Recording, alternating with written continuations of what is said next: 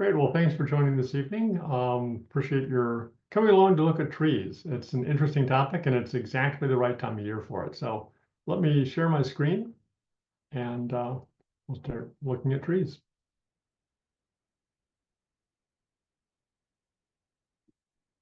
There we go. So we're going to look at a full variety of things around trees this evening, and hopefully interesting and useful for a number of people, including those who are just watching on the recording. Let's do one thing. There we go.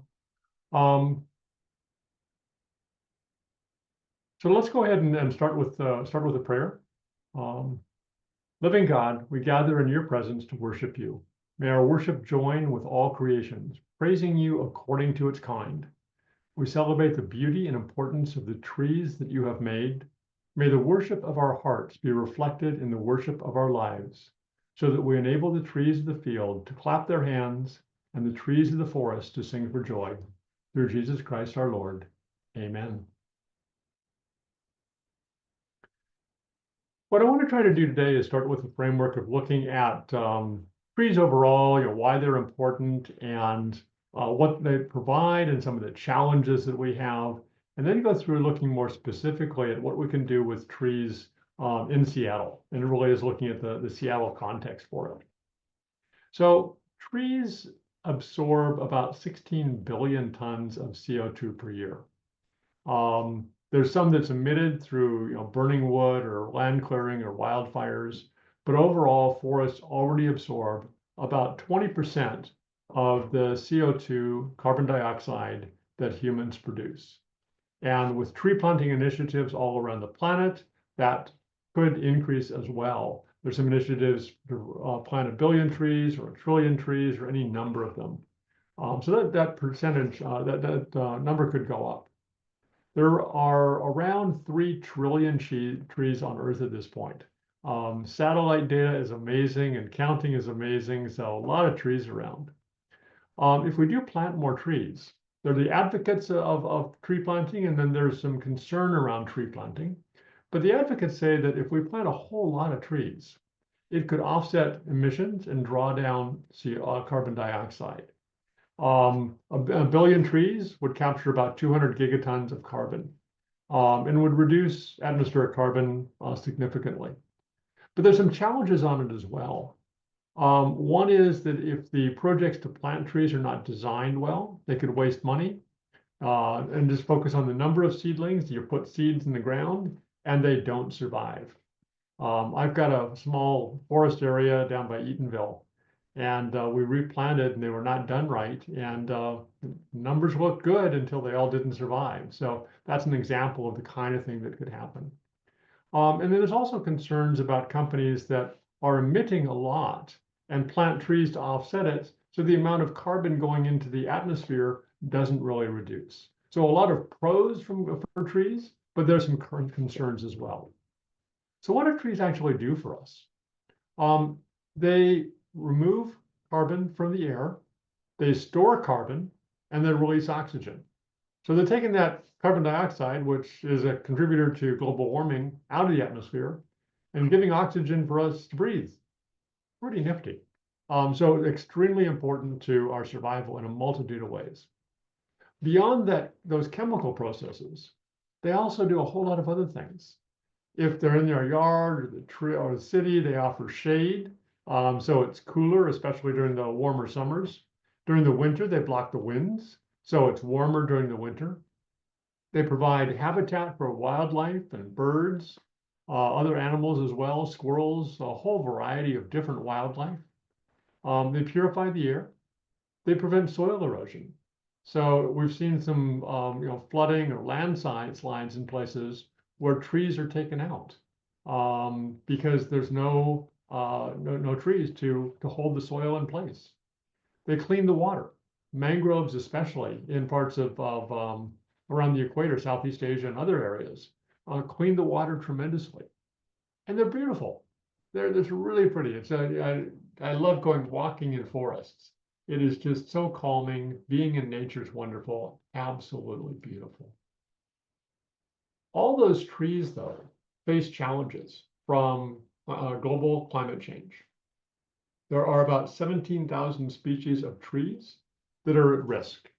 It's from drought, it's from disease, it's from insects, from wildfires, all relating to global changes. I was up in the mountains in August and looked across a valley. All sorts of trees had died because beetles had killed off a lot of the trees in Washington State. We hear about the wildfires. Canada's lost tremendous amounts of trees. So there are a lot of threats to trees. And some of the trees may have challenges evolving for the different conditions. As climate gets warmer, trees are adapted to a certain climate and they can't move. So if it gets too hot, if it gets too dry, the trees could either produce less or die. Farmers have that problem recently. In the Hudson Valley in New York, farmers lost a lot of their stone fruit like peaches and apples. Georgia lost 90% of its peach crop last year. Primarily looked at because of climate change. It was just hotter and drier, and the trees didn't produce as much. Now, it was really interesting because I tried to weave in something from scripture as we're looking at this for a creation care perspective. And it was a challenge looking at trees and caring for trees. It turns out that trees are mentioned more than any other of God's creations in the Bible, other than people. I haven't gone through and counted. I'm relying on experts on this, but trees are mentioned a whole lot.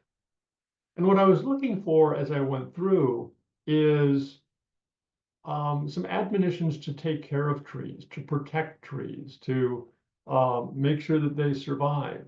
There are a few related to agriculture, but very few. And what I concluded from that is there's just an assumption that trees are going to do just fine. God created trees, they grow just fine. A couple thousand years ago, there wasn't climate change. So it's just you plant and they grow. Plant the right kinds in the right areas, of course. So it's just that assumption in there is really, really interesting, that trees will grow. The cedars of Lebanon, for example, or others, that people will take care of, they'll plant. There's been mentions, don't cut them down at times. But the assumption that trees will grow, God created them, life is good. So that's sort of a framework that we have.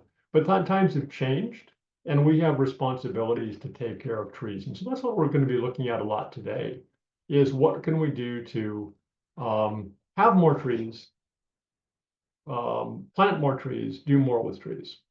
So what we're going to look at is, protecting the existing trees, but then planting and how to get trees, and then how to plant so that they survive.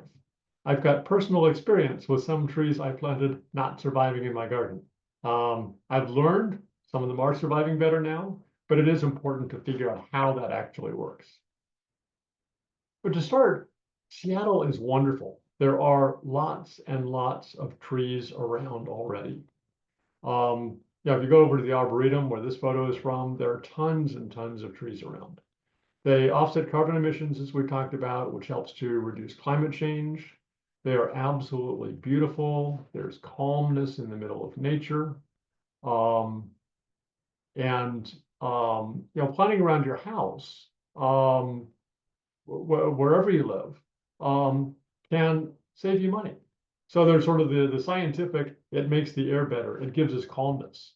But there's also the financial advantage of it, because if there's more shade, you can use less air conditioning during the summer.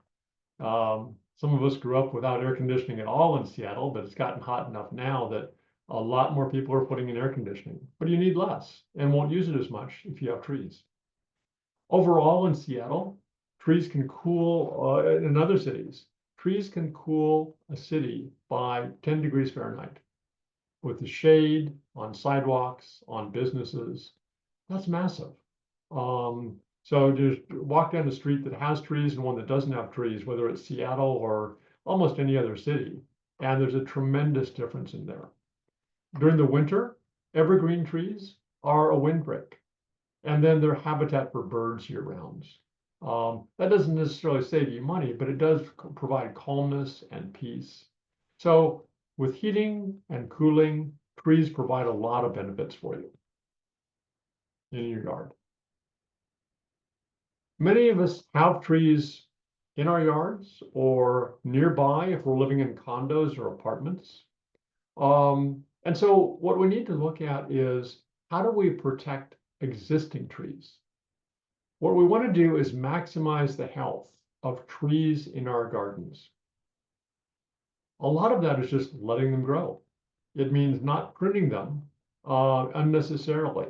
And when we do prune, it's to enhance the health of the trees. It's not just to beautify, it's really enhancing the health, not cutting off limbs that should be there, not topping the trees so they don't get too high, but shaping. If you're going to do anything, make sure it's helping to protect the trees. Given how dry, we're still in a drought as far as I know in Seattle, hopefully ending, but we've had a drought for the past, since March, I think it is. And if there is a drought, even mature trees need some watering.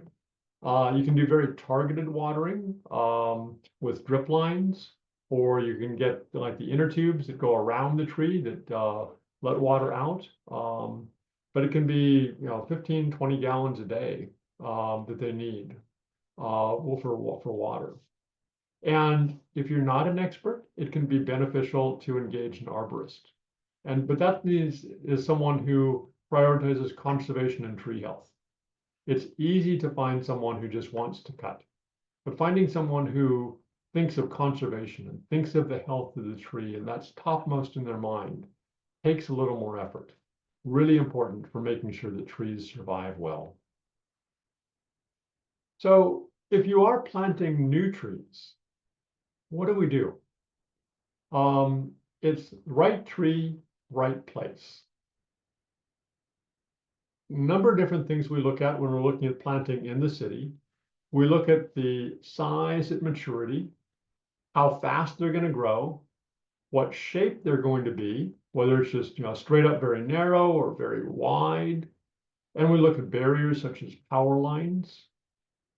There are a lot of native trees, and so many times native trees will survive better, and they'll be better habitat for birds and wildlife, which are adapted to native trees. So rather than putting in something from another part of the world, look for native trees. We also need to look at the soil conditions, like the light and sun and wind and hydrology and drainage. Put together a maintenance plan so that they will survive. The photo on the right is some trees on our property. And one of the challenges in that area is that the hydrology has changed. So it used to be reasonably moist. Now some of the moisture is disappearing with different patterns, different conditions, and trees are not surviving. And so it's constantly looking at that and figuring out what to plant.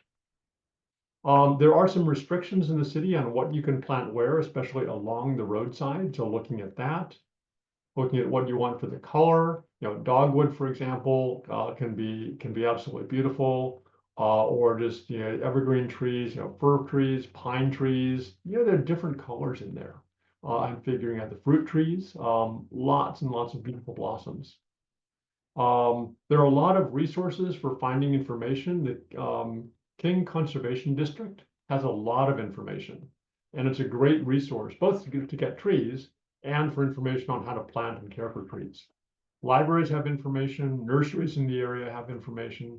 So a lot of places you can find out about planting trees. One question is where is planting for the future and thinking way ahead. Because as climate changes, it can change what to plant. And there's some controversy over this, and we can talk about it a little bit later during our discussion time. But I never thought of the UK, England, as a place where redwoods are planted. But there are actually more redwoods in the UK than in their native range in California, because they're being planted over there as adaptation to climate change, because they're more drought tolerant. England is actually getting a bit drier. So you may want to consider seedlings from warmer and drier areas. I was out with a forestry expert who's focused on conservation, fortunately, last week on Wednesday, and we're looking at what to plant in certain areas. And he said, if you're planting fir or pine, I may want to get trees from California rather than from Washington, because looking 10, 20, 30 years ahead, they're adapted to what the climate may be like in the future. Again, pros and cons on that. But it's looking at it and saying, how do we make sure that we're going to have the trees a while in the future? There are a variety of things that we can look at as well in caring for creation, that carbon storing, the shade it provides, the habitat it provides. So, King County Conservation District, or a King Conservation District, again, excellent information. So this is adapted from what they've put together. But low maintenance trees maximize carbon absorption. So if you're looking at evergreen trees, fairly low maintenance. They just sort of grow bigger and bigger, and they absorb a lot of carbon. One of the things to do is also avoiding fertilizers and using a lot of equipment, because that is going to create be a part of climate change as well. Creating the fertilizers, using the equipment, which is usually with motors, which use fuel and spew out carbon dioxide. So the trees that will be especially effective, that are disease resistant, do better without that. The faster growing trees store the most carbon in the first part of their life. The longer lived trees can keep carbon stored for a long, long time. So I put the two lists in here, just it's interesting to see what are the fast growing trees and then the long lived trees. So if we're looking for things that grow fast, that absorb a lot of carbon right away, maples, cottonwoods, alder, spruce, crabapples, a whole variety in there, many of which are our native plants in this area and in the Pacific Northwest. If we're looking at trees that'll last a long, long time, and some of them 1,200 years is what King County says. Hard for me to believe 1,200 years, but trees survive a long, long time. And if we look at some of the redwoods or sequoias in California, estimates are, I think they're around that old. But the hemlock, cedar, Douglas fir, Sitka spruce can last a long, long time. So if we're looking at caring for creation, it's putting in trees that will absorb carbon, trees that will survive well, and using less fertilizer, less equipment to put them in, and letting them grow. There are a lot of places that we can get trees. Trees can be fairly expensive to buy, but there are some relatively more affordable places to get trees. Seattle has a Trees for Neighborhood programs, and every August you can apply for trees, and they can give you 3 trees for free. I got 3 trees last year for free, and planted them. Absolutely wonderful, because they're trying to increase tree cover. The priority is for neighborhoods with less trees, and sort of trying to spread it around Seattle and some lower income or disadvantaged communities as well. Our neighborhood has lots of trees, but they must have had some extras because I got some too. So that's one. Look at Seattle Trees for Neighborhoods. I went online and they apparently had leftover trees. So if you want more trees, they've got extras this year. So you can go online and look at that. King County Conservation District has a native tree bare root sale in November, not just trees, but all sorts of things. So these are the small seedlings, and you plant them. They're very, very affordable. We didn't buy trees last year. We got Salal and Oregon grape. So you can get trees, you can get other plants, very affordable prices. Put them in the ground or wait a little while, put them in your refrigerator, and put them in later. There are nonprofits that have trees, such as Propagation Nation. And then you can plant trees or shoots, and just sort of cut a branch off of a tree and plant it. And of course, you can get them in nurseries. That's one of the more expensive things to do. I'm going to try to share one more thing that I think is sort of an interesting video. If I can do this and get sound, we'll see. So give me just one sec to share one more.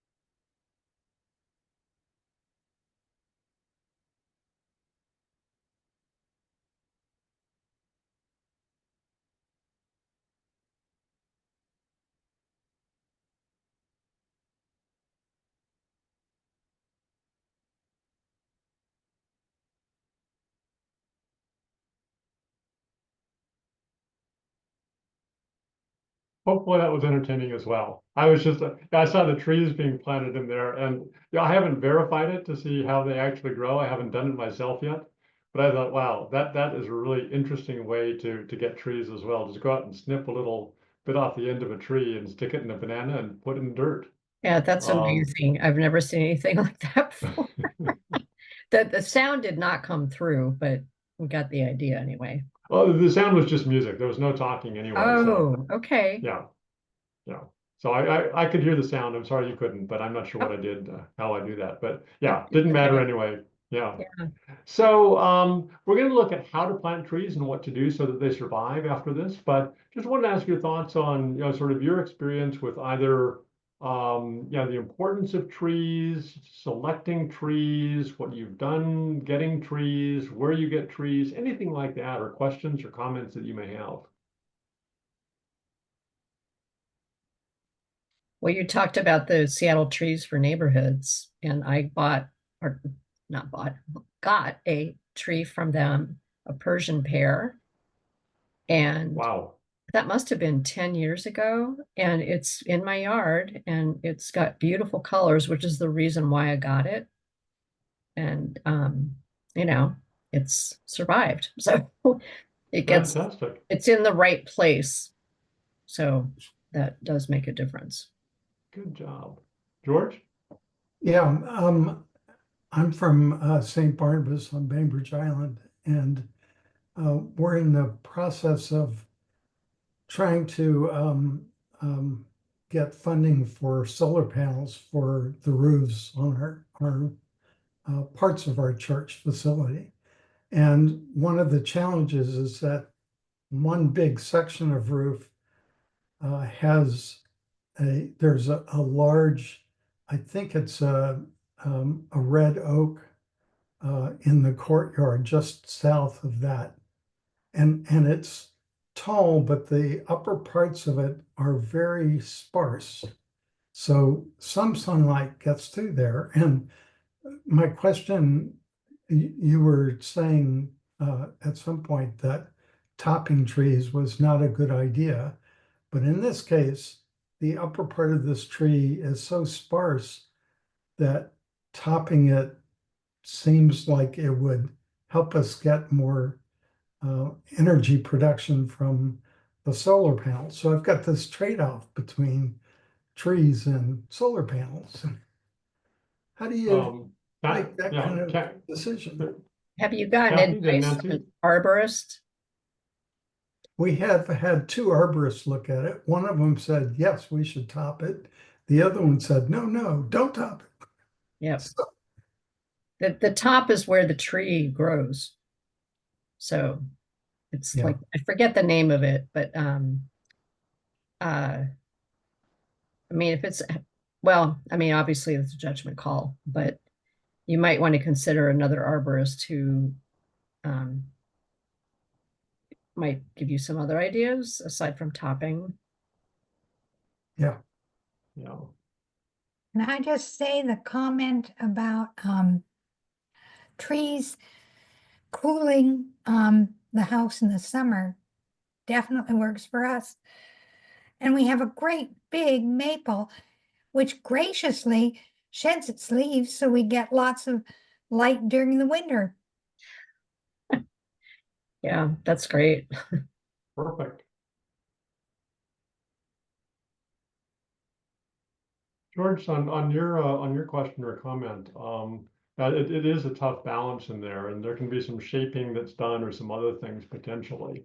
I'm not an expert on it, but I know there are ways to do that, and I've had some of that done too. And just that balance in there of what you do.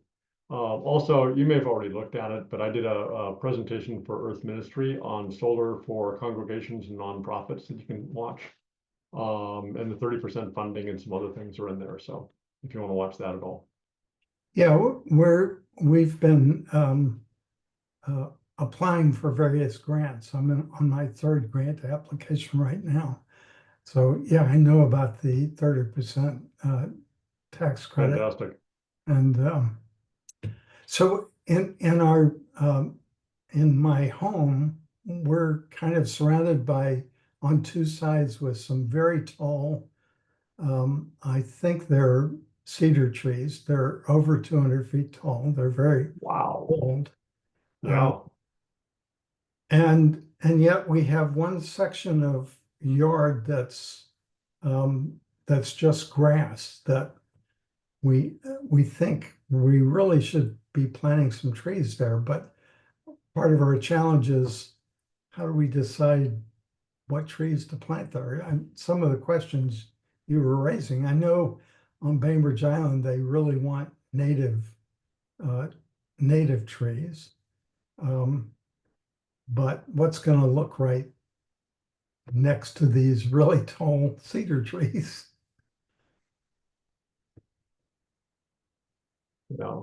Now the forester that I was out with was looking at it and saying that when you have some of the bigger trees, the firs and cedars, planting the same species works because those trees, they'll survive a long time, but you've got to be building up the next generation of trees in case they get toppled by wind or whatever else. So, that's one option.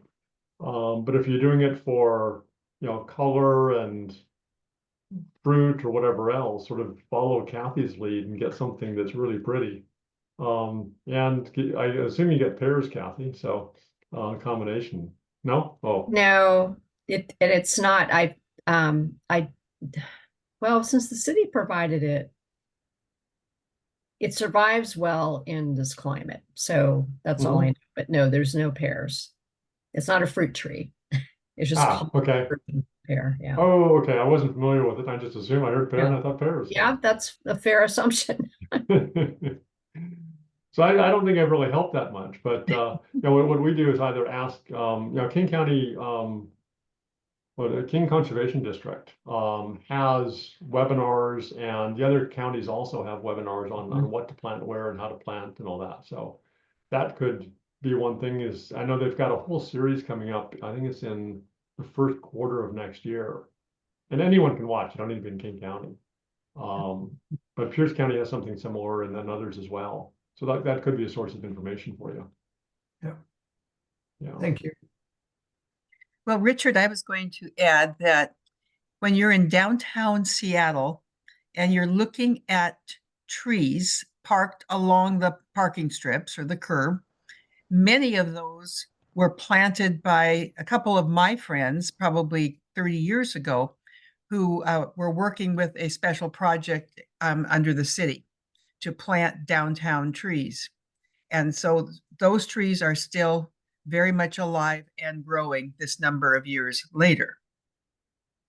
I was also going to add that there's been a real issue with birches, and they have some kind of a disease. And if I know, Kathy, you're nodding, do you know the name of it? I don't remember, but I unfortunately had to take out 2 birches because they got diseased. An old Yeah. one and then a new one that was planted more recently. So I think I might discourage people from planting birches right now, even though they are such a lovely tree. And then I was also going to say, and this is sort of an admission, that I have both trees and some really big shrubs that have grown. And over the last couple of years, when our drought level declined, I was really at fault because I was forgetting, because I'd never had to water trees before. And they're starting to look like they had some leaves dropping, you know, and some of the leaves were turning yellow when they shouldn't have. And I thought, oh my goodness, you know, those roots that go down very deep are still maybe not getting to enough soil down in. So that's my cautionary. Someone else can learn from me. Lots to learn as the climate changes and all sort of the assumptions that we made for many years. Yeah, doing things a bit differently. Let me go share a little bit more, and then we'll have some time for discussion at the end as well.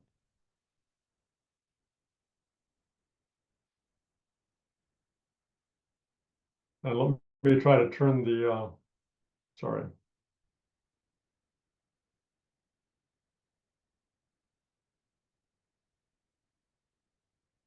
I had music going. I don't know if you saw that, but it's distracting me. Apologies.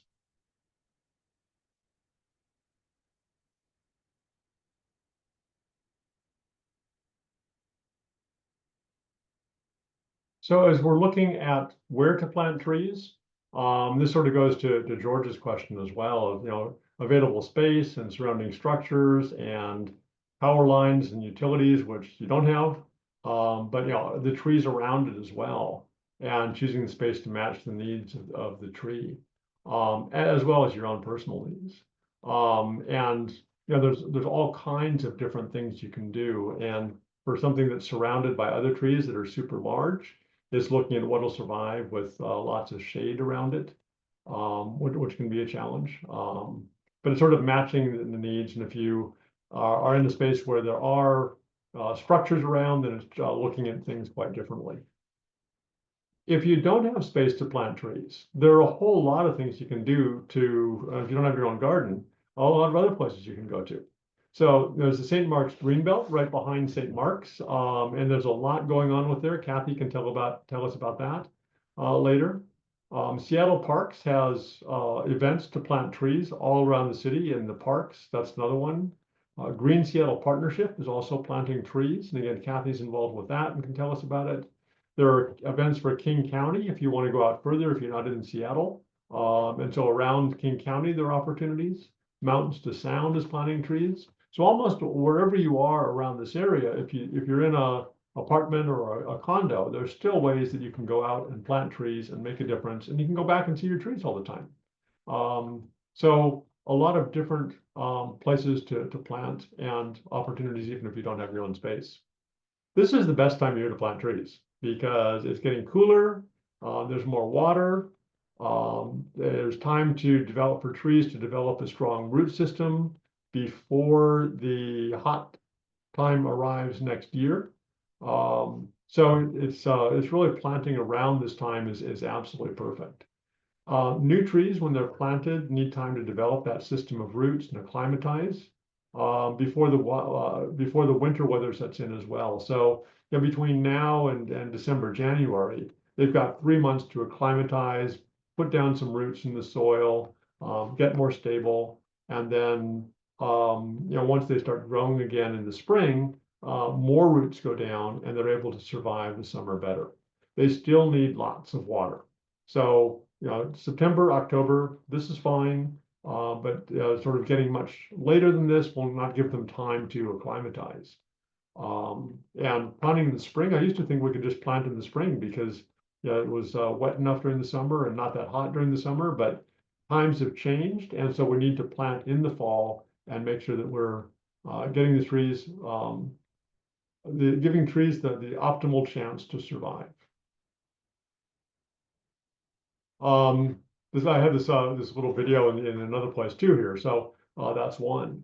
But there is a video from the city of Seattle, the Neighborhoods program, that tells how to plant trees. And so 2 years ago, I planted a tree and it did not survive. And so last year, when I was given trees by Seattle, I watched their video, and great ideas on how to plant trees. So the link at the bottom is about 45 minutes on how to plant a tree.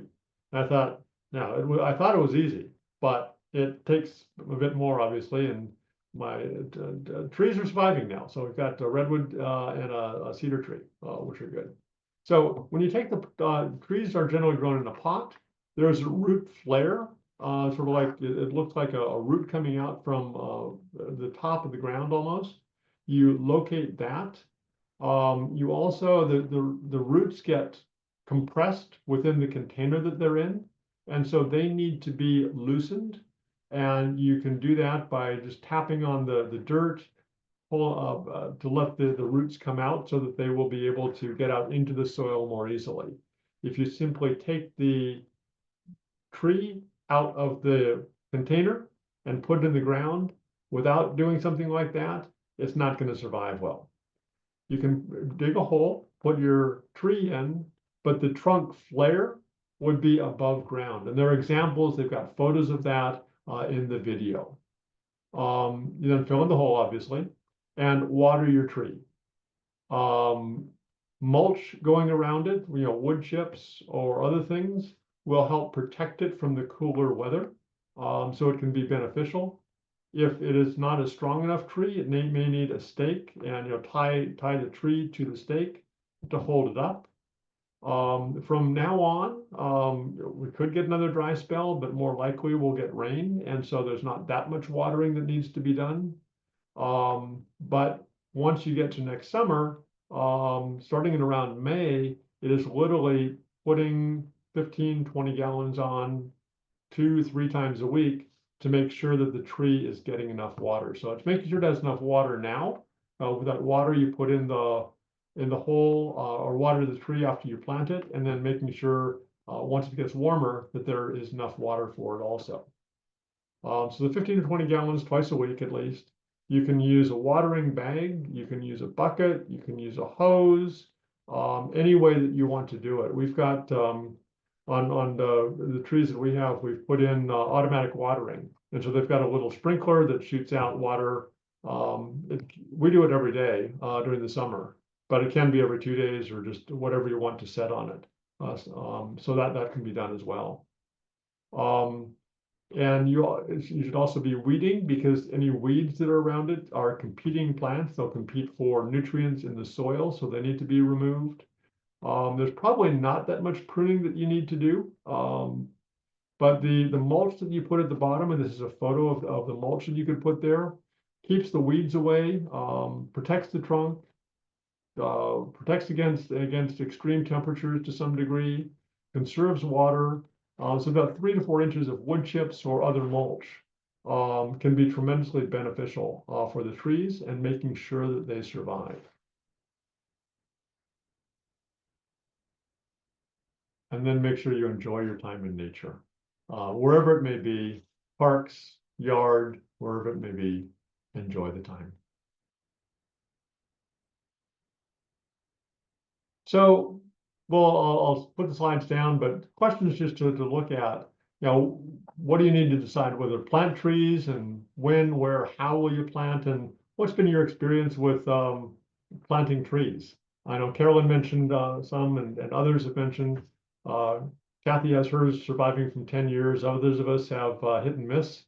But what's your experience in planting trees or things you're looking at?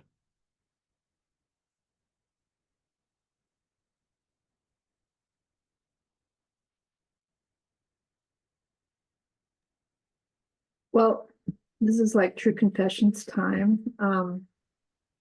A number of years ago, like 35 years ago, we had the entire yard redesigned and planted, although not with any irrigation in mind. That we were not thinking along those lines then.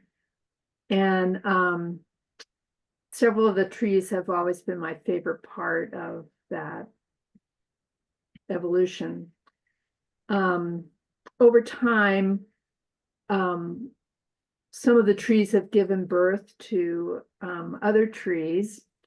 And, I confess, we didn't really know what we were doing. And so several of them have gotten pretty overgrown and too big for the space. I mean, they're okay. They're relatively healthy, I think, but they're probably not the right tree in the right place. And so part of my now being a party of one who's pretty ignorant or inexperienced, I feel like I want to, and I owe it to the trees to do something toward their health care. Mm-hmm. Things I can do like water, but I do think I would like to have an arborist or someone knowledgeable come and just walk around the yard with me and look at them and say, this needs to go, or this needs to be cut way back, or whatever the person's going to say. I'll add a PS, which is the maples are really prolific, and it just sears my soul to have to pull out all those tiny seedlings in the spring and early summer whenever they come. And I know that is the practical thing to do. It's just hard. Yeah. Oh, it is. Yeah. Kathy? Have you tried looking to see if there's somewhere you can donate the seedlings? I would be willing to, and no, I have not tried. Okay. I mean, and I can't think in this moment, but an arborist may be able to help you. Yeah. So that as well. I would feel better if, Yeah. push them on to. I donated two little cedars that were offshoots from one of my Western red cedar, and then a fir from my Doug fir, and they were like that tall. Yeah. To the St. Mark's Greenbelt. Oh, okay. So, and I mean, those were appropriate for the Greenbelt. I don't know about where the red maples would go, but they're native. Yeah. So, Yeah. yeah. And I'm talking about tiny things like. I understand. Yeah. Well, they're tiny now, but wait a year or two and they'll be just right for planting somewhere else. So you Right. got space to be a nursery yourself. Yes. That's true. I've got proof of that. Yeah. George? There's a park near us, just a few houses away, called Moritani Park, that when it was first established, it had a lot of trees in it. It was pretty densely packed with trees. And they went through a process last year that took, it must have taken at least 6 months, where they removed about half of the trees to thin it out and provide space for younger trees to grow down lower. Mhm. Some of the trees that they took down, they left as nursery logs, but a lot of them they just hauled away. I'm not sure what they did with them, but I was really surprised by how much they took out in order to what they believe would produce a much healthier stand of trees. That was part of my discussion last week, because the land that we have was planted by Weyerhaeuser.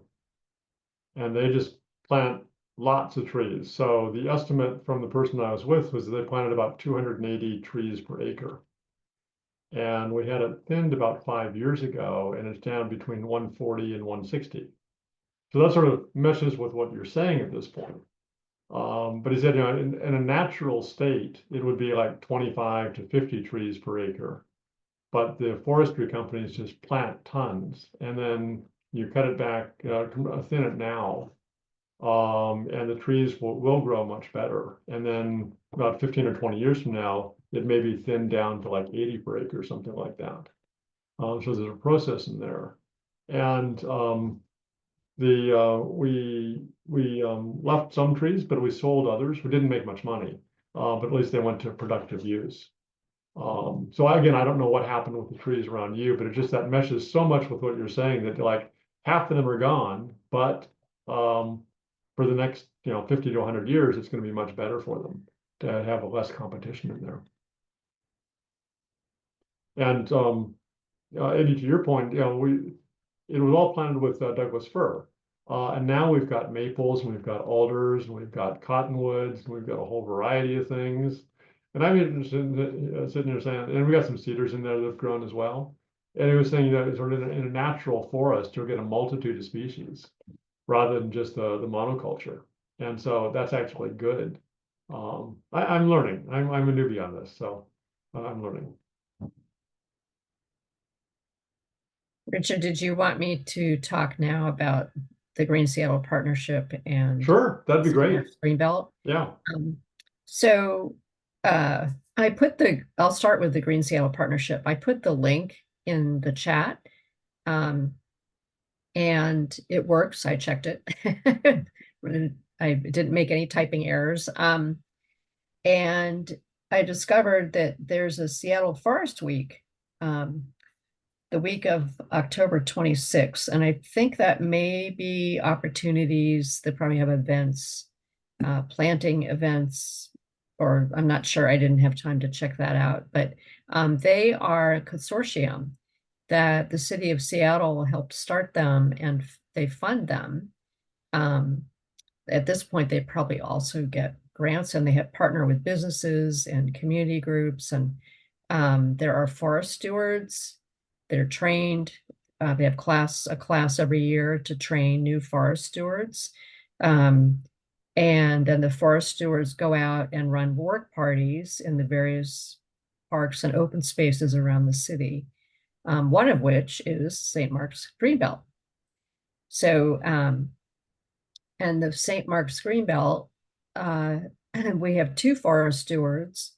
And actually, I believe that Ellie Howard, who is a member of our congregation, is becoming a forest steward. And she's leading up, coordinating participation by St. Mark's. But there's, and George, I know that you're on Bainbridge Island, but so this is all specific to Seattle, but maybe there's something in your area similar.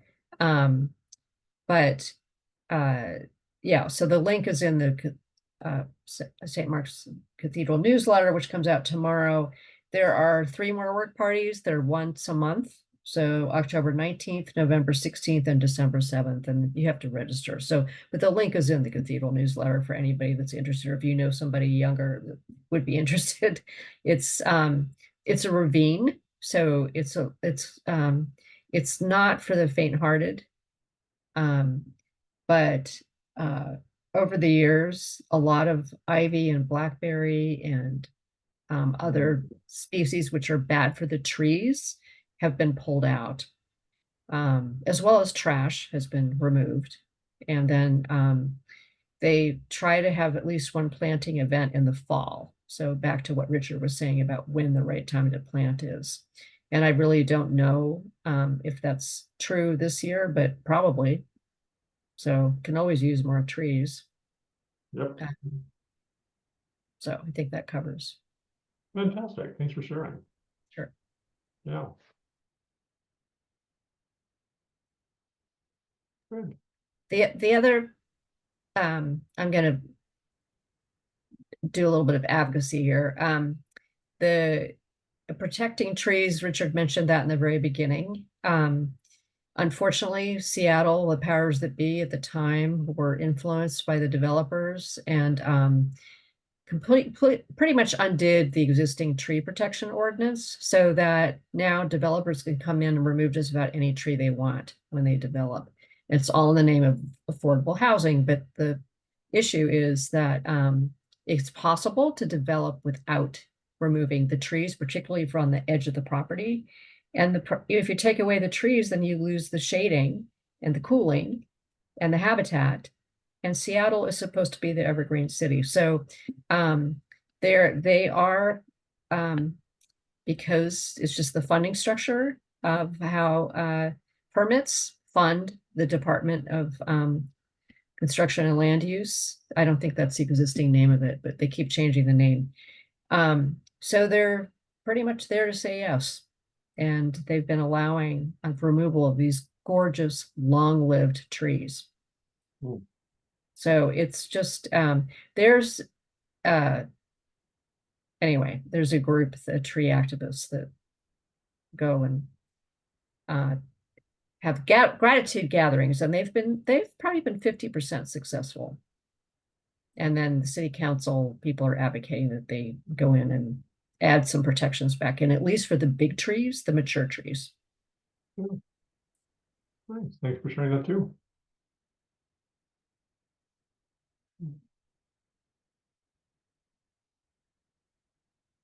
Okay, we're close to the end of time, so I'm just gonna share a couple reflections towards the end.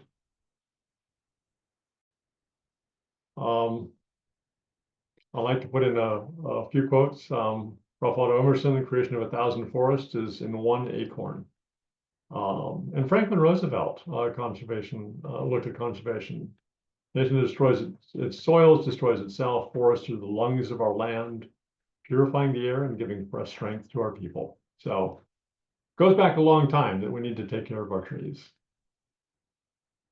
Let's go ahead and close with a prayer. We thank you, Lord, for trees, for tall trees that tower over us, for trees that we can climb, and for tiny seeds that grow into huge forests. We thank you for the colors of leaves in autumn, for fruits and nuts that we love to eat, for shade and shelter, for fuel and firewood. Lord, we are sorry for the ways we destroy so many trees in the name of war or progress, or just because we are greedy. We are sorry for the damage this does to wildlife and to the poorest of our neighbors around the world. Help us to stop the deforestation that is driving so many species to extinction.